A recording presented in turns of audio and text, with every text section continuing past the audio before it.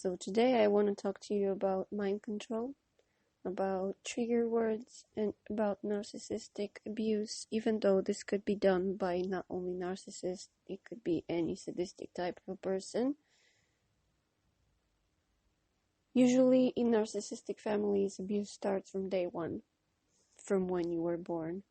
And in terms of mind control, I want to talk about tactics that are usually used in mind control programs, big ones, secretive ones, such as MK Ultra, MI6, MI5, the Manchurian Candidate, where you have young children, usually, even though I believe this could be done to an adult as well, where you have young children being fractured by absolute terrible, horrific trauma, usually very early in life.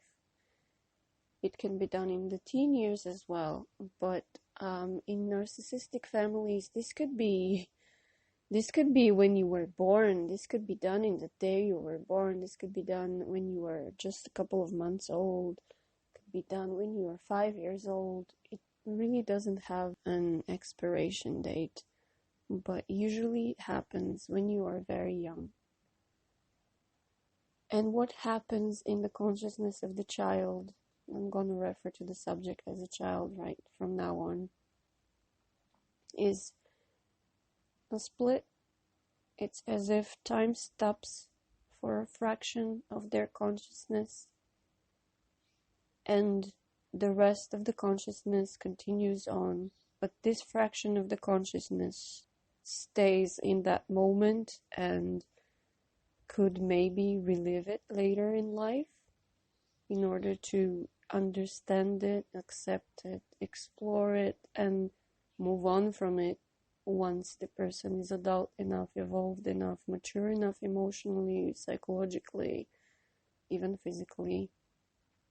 But for the time being, maybe that memory stays locked. And sometimes it is even forgotten. It is hidden from the conscious mind. It is not rationally able to be accessed. It is hidden. And this is how you have a lot of people who don't remember their childhood. Some of them don't remember anything from their childhood. Some of them remember only fractions of their childhood. And if done systematically, in a sadistic manner, as usually it is done, a fracture can be created in the consciousness of the child, and it's as if, just like Max Spears, hope his soul is free now, just as Max Spears used to say, you create a honeycomb of the consciousness of that child, and it's as if each and every cell of that honeycomb has a button, a trigger, an access point, and the manipulator or the abuser or the handler has the access or the key or the trigger word to that specific type of a cell of their consciousness. Now, if you view this in psychological manner, this could be identified as dissociative identity disorder or multiple personality disorder, where you can have a couple of different personalities in just one body, and different things would trigger the different personalities. Now, all of this is extremely evil and sadistic, as you can imagine, but the abuser would make the child associate the specific trauma with specific words. And I am going on really into risky waters here, because I'm not sure this is something that has happened to you as well. But for me, I had a couple of different words that would come up after every time, almost every time, after a lot of the times that I was abused by a narcissistic parent. And those words were spoken to me when we were one-on-one. There were no other people there. Usually they would abuse me when we were alone. And So that makes sense. But after the abuse, they would see obviously that I was angry and I wanted to distance myself. I didn't want to associate with them anymore. And their way of coming back would be a hoover, a physical hoover, usually just saying some stupid words of how much they love me.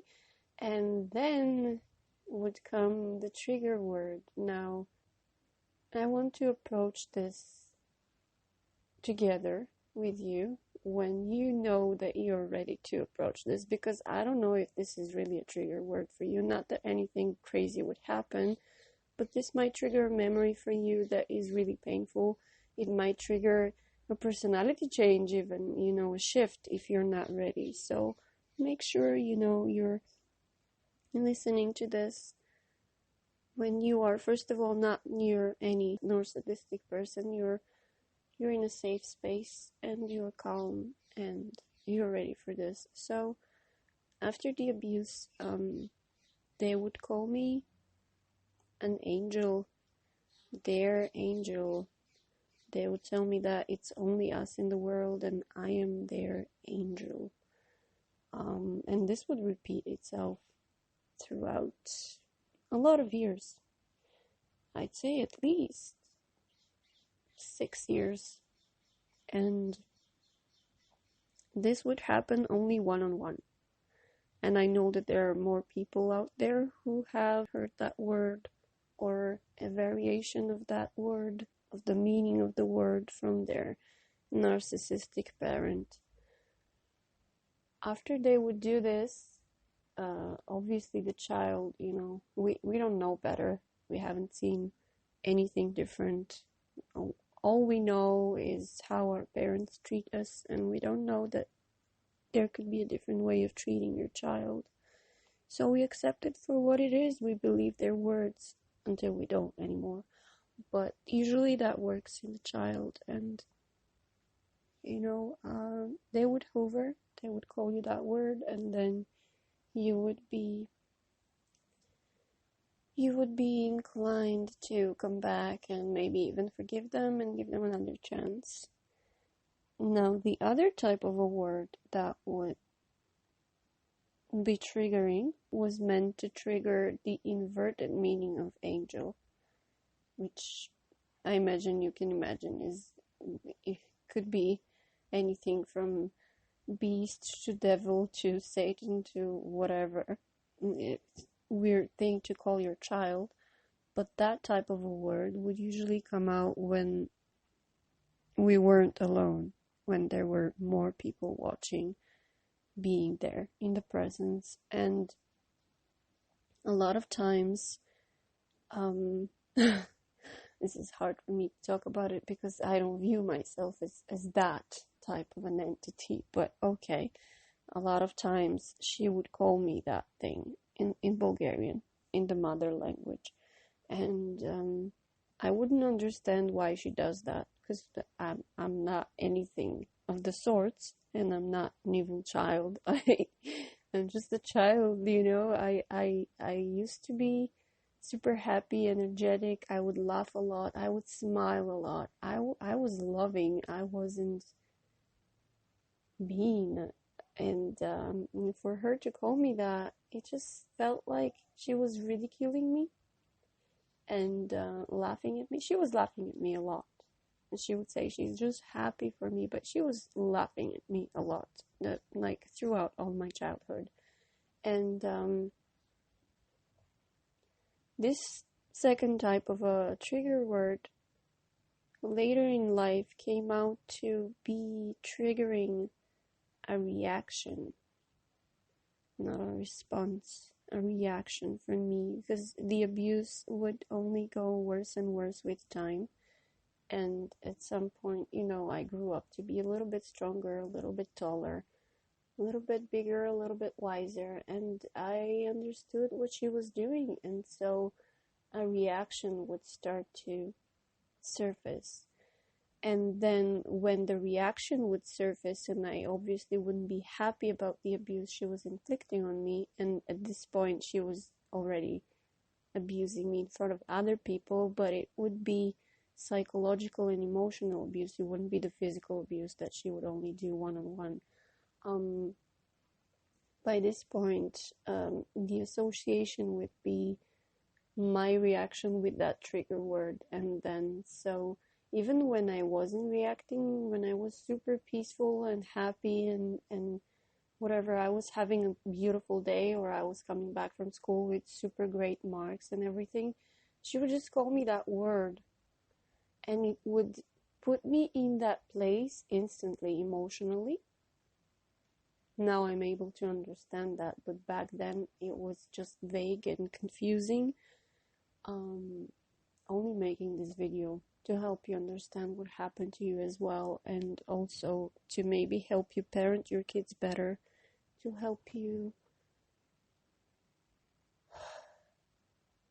unlock yourself from that prison. And so this other trigger word was to first bring me back into those painful memories, maybe trigger a reaction from me to show the other people around that exhibit A, she is a beast, or whatever. It makes me laugh because it's like so far from the truth what they do. But I think a lot of times we could be fractured in our consciousness and have dissociative disorder symptoms. We don't have to be disordered people. We could be reverting into our child self sometimes, and especially with narcissists. Now, I am making this video because I've heard those trigger words from more than one narcissist, more than 3 narcissists, and I've been unlucky enough to know many of them throughout my life, and I'm not of the sort of person who just, thinks that someone is not really positive, so I would say that they're a narc. No, I go deep into it. So this whole thing of meeting someone new and calling them an angel, this is something that you should be extra careful around. Because if someone new calls you angel, I'd say run away, run for the hills, but maybe stay enough just to see the fruits of their labor and get a confirmation that you're not just shutting out someone, that could be good. But beware those words. And I also am making this video to hear from you. If you share this type of an experience, if you have heard some type of keywords from your abuser that just came back and back again, and they would repeat themselves, I am thinking a lot about the spiritual side of this, of narcissistic abuse, or sadistic abuse is what I want to call it. Because a lot of them could be borderline as well. They can be mainly borderline and then just a little bit narcissistic. It doesn't have to be narcissistic abuse.